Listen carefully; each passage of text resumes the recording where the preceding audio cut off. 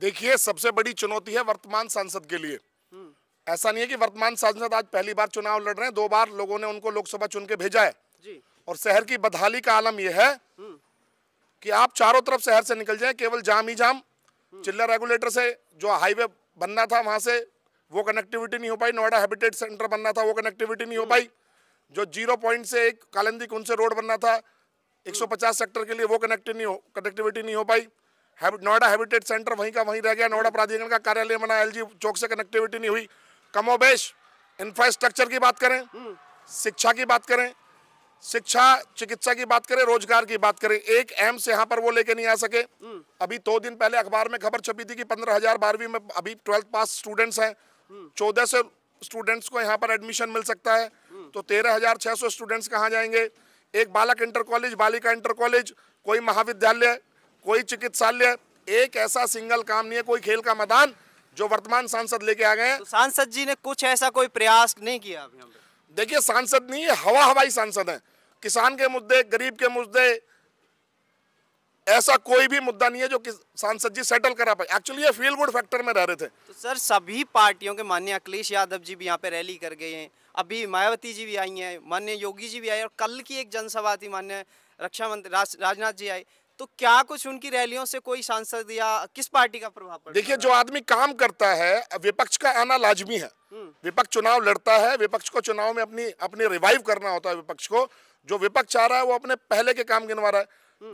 बहन जी आई, बहन कुमारी मायावती जी ने नो डाउट जिला अगर गौतम बुद्ध नगर बनाया तो उन्होंने बनाया। नोएडा ग्रेटर नोएडा एक्सप्रेसवे की कनेक्टिविटी, 0 पॉइंट से यमुना एक्सप्रेसवे की कनेक्टिविटी, 39 का अस्पताल, बालक इंटर कॉलेज 44, बालिका इंटर कॉलेज 93, राजकीय चिकित्सालय 2,500 करोड़ से उन्होंने बनवाया। हमारी अदालत उन्होंने बनवाई, कलेक्ट्रेट उन्होंने बनवाई, हमारा ITI बादलपुर का उन्होंने ITI भी बालिका इंटर कॉलेज भी बनवाया। तो तमाम वो बात वो कह के गई कि जो विकास की डोर टूट चुकी है मैं पुनः लेके आऊंगी। अखिलेश जी भी अपना विजन देने आए थे, लेकिन मुझे ये समझ में नहीं आ रहा, अगर वर्तमान सांसद ने कोई काम करा है तो सत्ता पक्ष की इतनी रैली करने की क्या जरूरत है। उन्होंने क्यों यहाँ पर हमारे मुख्यमंत्री महोदय को 2 बार बुलवा दिया, हमारे रक्षा मंत्री महोदय कल यहाँ पर आए, आपने कई वीडियो भी वहां पे वायरल देखी। कल एक वीडियो वहां की निकल के आ रही है कि स्थानीय जनता नहीं पहुंची तो लोग वैसे पहुंचाए गए। जो देखिए, मैं स्पष्ट कर दूं, मुझे बताने की जरूरत नहीं है, क्योंकि मेरे फेसबुक प्रोफाइल से ही शायद वो मीडिया पे भी गया है। मैं इसकी नैतिक जिम्मेदारी लेता हूं कि हमारे लोगों ने वहां पर इसका पर्दाफाश किया कि वहां पर आम आदमी ना होकर साइटों से मजदूर उठाकर वहां पर वो कह रहे थे कि हमें यहाँ पे 600 रुपए देने थे और 300 रुपए हम लेके यहाँ पे आ गए। दरअसल है क्या, लोकतंत्र में डर्टी पॉलिटिक्स के जो टैक्टिक्स हैं ये तब यूज करने पड़ते हैं जब आपका प्रतिनिधि परफॉर्मर ना हो, और जो परफॉर्मर प्रतिनिधि ना हो। और हमें यहाँ राजशाही थोड़ी है कि मोदी जी योगी जी जिसको भी उठाएंगे सर पे हमारे बिठाएंगे, हम उसको सांसद बना देंगे। बार बार बोल रहे हैं कि मोदी जी को जिताओ, योगी जी को जिताओ। EVM के ऊपर डॉक्टर महेश शर्मा लिखा हुआ है और स्पष्ट रूप से ये भरमाने की कोशिश कर रहे हैं। अब की बार लगभग 5 लाख वोटों से आदमी ये चुनाव हारने जा रहे हैं, डॉक्टर महेश शर्मा। तो सर, स्थानीय स्तर पे सारू समाज नाराज है, यहाँ पर राजपूत समाज की नाराजगी तो खुल के सामने आ रही है। 6.5 लाख से 7 लाख वोट राजपूत नाराज। बहुजन समाज पार्टी जो अपना कोर वोटर है, उन्होंने किसी की सुध नहीं ली, उस समाज के लिए कोई काम नहीं किया। जो बहन जी काम करा के चली गई, वही लाल फ्लैट नहीं बनवाई, काशीराम योजना नहीं है। काशीराम योजना के सेक्टर 45 में प्लॉट को काट कर उन्होंने बिल्डर को बेच दिया।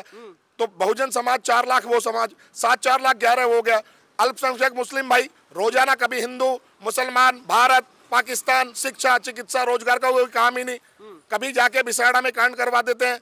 बिसाड़ा की मात्र शक्ति, जहां बिसाड़ा में पंचायत थी, NTPC में आंदोलन चला, 1.5 साल आंदोलन चला।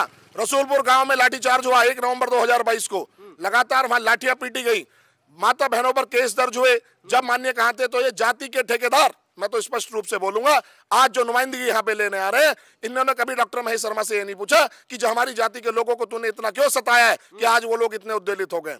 तो सर, जातीय संघर्ष बढ़ा है इस 2 कार्यकाल में? यहाँ पे देखिए, जातीय संघर्ष बढ़ा। पहले ब्राह्मण गुजरों का विवाद रहा, दादरी में सर्वविदित है। एक वहां पर आपस में हमारे ही बच्चों को बहला फुसलाकर वहां पर एक हत्या भी हुई। हम किसी का हत्या कोई समाधान नहीं होता लोकतंत्र में। लोकतंत्र है वाक युद्ध का। आपने कुछ गलत किया, सांसद ने कुछ गलत किया, प्रश्न पूछे, जनता जागरूक हो, प्रश्न पूछे, फिर उसके बाद मिहिर भोज प्रकरण आ गया। अरे मिहिर भोज, हम कहते हैं मिहिर भोज ठाकुर थे या राजपूत थे, वो जो भी थे वो महापुरुष थे, महापुरुष थे जो उनको सम्मान। अगर सपोज करो मैं 1 मिनट के लिए, मैं ठाकुर जाति से बिलोंग करता हूँ, मैं गुजर होता, और अगर मैं गुजर को, मेरे को भी कोई ठाकुर जाति का सम्मान दे रहा है, या ठाकुर जाति कोई गुजर को सम्मान दे रही है तो हमारे बड़े, क्या जरूरत पड़ी इतना बड़ा? महापुरुष तो सभी के होते हैं, महापुरुष सभी के होते हैं, महापुरुष किसी के नहीं होते। वो हमेशा जो समाज के लिए काम करता है वही महापुरुष की श्रेणी में जाता है। तो ये स्थिति इन्होंने यहाँ पर पैदा करी है और उसका आज ये भुगत रहे हैं, सब कुछ सामने जमीन पे है। तो सर ये स्थानीय चुनाव जो है, बीजेपी बनाम इंडिया गठबंधन हो रहा है, या बीजेपी बनाम बीएसपी, या फिर महेश शर्मा बनाम राजेंद्र सोलंकी, किसके उसमें हो रहा है? ये देखिए, मैं एक किसान यूनियन मंच से हूँ, मैं खुलकर मैं कह रहा हूँ, ठाकुर राजेंद्र सिंह सोलंकी जी को हम सपोर्ट कर रहे हैं, क्योंकि जो आदमी टेस्टेड ना हो। महेश शर्मा को 1 बार विधायक बना चुका है क्षेत्र, 2 बार सांसद बना चुका है, और लोकतंत्र में परफॉर्मेंस के लिए 5 साल मिले, 15 साल नहीं मिले।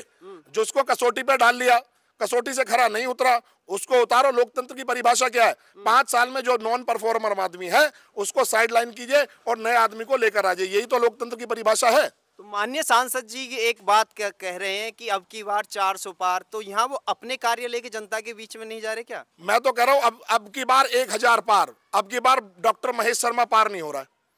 उनमें से जितनी भी सीट आ रही है उनमें से डॉक्टर महेश शर्मा की होगी माइनस, और पता लग जाएगा इनको, इनकी जो नॉन परफॉर्मेंस है।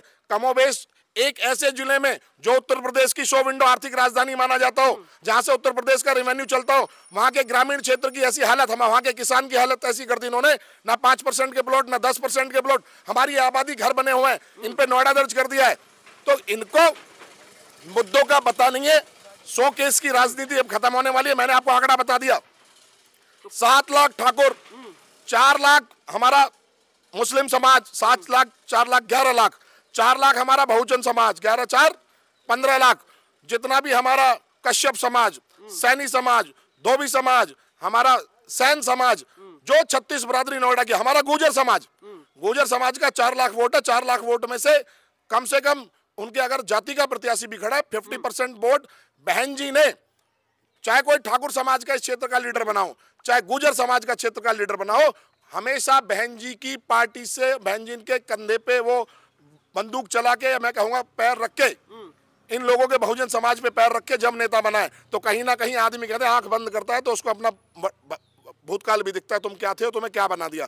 2 लाख कम से कम हमें। तो सर ये जो जातीय समीकरण है, तो ये तो बीएसपी प्रत्याशी की जीतने की वो कर रहे हैं, इस तरफ इशारा हमारा जो यहाँ पे जितना भी हमारा ब्राह्मण समाज है, इस ब्राह्मण समाज को इतना ठगा है डॉक्टर महेश शर्मा ने कि वो इधर उधर की बात करता हूँ, वो लोग भी परेशान। मेरे बहुत सारे दोस्त हैं जो ब्राह्मण समाज से हैं, अगर कमोबेश, और सबसे बड़ा मैं आंकड़ा बताऊं, 27 लाख वोटर में जो 22 लाख वोटर है, या तो ग्रामीण है, ग्रामीण अंचल में रहने वाला आदमी है, या तो ग्रामीण है, ग्रामीण अंचल में हमारे, या तो गांव में रहता है, हमारे गांव के चारों तरफ की कॉलोनी में रहता है।